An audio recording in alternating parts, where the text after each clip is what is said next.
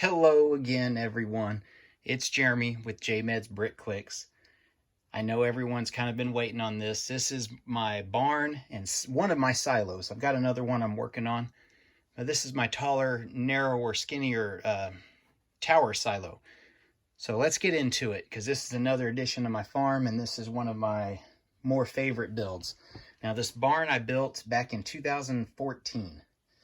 It's a little bit of an aspect of it. There's a Lego Ideas book that came out around that time or a year or two before that I used for some inspiration on trying to get some of the roof line right, just some of the basic roof line and the idea for the doors, but with the extra extension off to the top and a little bit of other details on it, kind of my own idea. So I modified it, custom modified, kind of in between. So let's get into it. And the silo is my complete total custom idea. So let's look at this barn. Now we've got our hay loft up on top. We've got some light just to get in there for the barn to be able to open, or to be able to see inside. So when we open these custom doors, we can open them up. You can see our red tractor in there, and he fits. And this is the one that's got our custom brush hog on the back. If you guys haven't seen this, it's in another video, but he fits perfectly. I'm kind of angle him a little bit, but you can see in there for the most part. And you can see up top, any Harry Potter fans, you can see my barn owl, which we're using up there in the hay, kind of just sitting there watching over everything. And you'll notice with the pieces here, the top is modular. It'll come off. We'll take that off in a second. So we'll close up our doors. We'll rotate around a little bit more. I didn't want to do a barn. I've seen some on YouTube or other pages just doing Google searches, and the barn's way too big. You know, it's from a minifigure scale. You know, you could fit probably 4 of these barns in their barns that I've seen, and it's just too over the top, way too big. I mean, you know, every tractor that I have, I could probably fit in there, and I've probably got a dozen different Lego tractors, and it's just not realistic. So this one is at least a lot more down to earth and realistic looking. I added a little bit of foliage on the side just for a little aspect of some extra, I don't know, eye-catching or just some more realistic appeal. Nothing special, it's just some extra pieces I had, different random ones. But yeah, let's get into this, and let's take off our top of our barn. And there we go. And you can see just a few pieces, nothing special on there. I know everybody's looking at the big yellow Duplo piece. And I put that in there because one of the very first sets I had as a little kid back in the 80s was a Duplo farm set. And it came with a barn and a windmill and a tractor and I think a trailer for the tractor and some sheep and cows and fence. It was just a huge set at the time when I was little. I'll add a picture of it right now.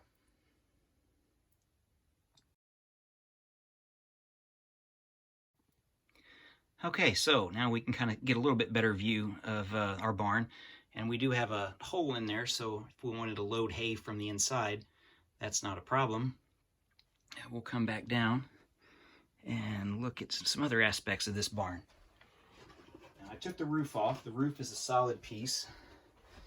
And I'll show you guys the bottom of it, where I just used some of the supports in there to make it a little bit more solid. There, you can get a better angle there, just because it is a kind of an angled piece, and I didn't want the roof taking the majority of the weight. And there goes our barn owl. So we will just fix him, and he was just on a little stud piece, just like that. And we'll try this again. I'm not going to edit that out. I'll just leave it in real time. There we go. And our barn sits there. Again, guys, I made this in 2014. So it's got, what, 6.5 years or so on it right now. I've dusted it off a few times. I had to tidy it up just for this video. The silo I did make last year, probably around September 2020. I just ended up putting on the steps to get up to the top on the ladder. Steps, and I mean ladder, to the very top up here to be able to check your grain silo. I use these special pieces that are printed that make a great little addition when you're looking at it from the top. And you can see my ladder isn't attached from the side. And you can see my loading side to load the grain in. And just using the 1x2 bricks and the 1x1 rounds. And that's really, if you do this and you just do those around maybe a couple rows, that's as tight as you can get it, or as, let me say, as small of a circle as you can make with those. It won't let you go any smaller. My other silo I'm working on, we'll see in a future video, is using 1x3s instead of 1x2s, and it's more of the short, fat, round ones. But I'm working on the roof on that, so we'll get to that in another video. You'll notice I just use a 16x16 base plate, which makes it really easy to transport whenever I do get it set up in my Lego city, on my Lego farm. Any other aspects here I can't really think of. If you guys have any questions, comments, if you guys have any ideas to add, please, throw them in the comments. I'll see what I can do. I did think about doing a weather vane up top, but I just decided against it. It's just a little bit too much. I'm good with what I've got there. No problems with the way it looks now. I might do a larger machine shed for a lot of my other tractors and stuff, rather than another barn. So just one of those long machine sheds where you can just kind of pull them all in side by side, and I think it'll go good with the barn as a pretty nice building to go with my Lego farm once I get it all set up. So stay tuned for some more videos. A lot of them might be farm related, a lot of them might be city or town or space, or who knows. Well, we'll see what we can do in the near future. And thanks for watching, guys. Stay tuned for some still shots of this and some music.